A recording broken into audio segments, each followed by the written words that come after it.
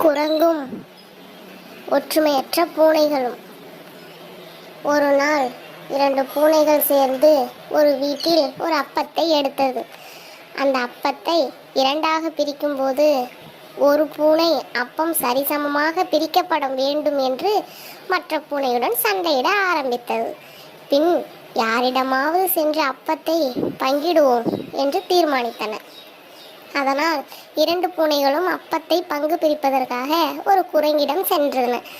குரங்கும் அப்பத்தை சமமாக பிரிக்க ஒரு தராசில் அப்பத்தை 2ஆக வெட்டி ஒவ்வொரு தட்டிலும் ஒவ்வொரு துண்டை வைத்து நிறுத்து பார்த்தது.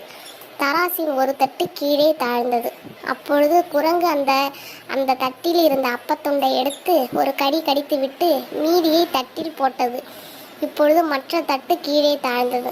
அந்த தட்டில் இருந்த அப்பத்தையும் குரங்கு எடுத்து கடித்து விட்டு தட்டில் போட்டது. இப்படியே தட்டுக்கள் மாறி மாறி தாழ்ந்தன. குரங்கும் மாறி மாறி அப்பத்துண்டுகளை கடித்து சாப்பிட்டு கொண்டே இருந்தது. அப்பம் குறைவதை பார்த்த பூனைகள் தங்கள் தவறை உணர்ந்து பங்கு பிரிக்க வேண்டாம், நாங்களே பார்த்து கொள்கிறோம் என்று மீதமுள்ள அப்பத்தை தரும்படி கேட்டன.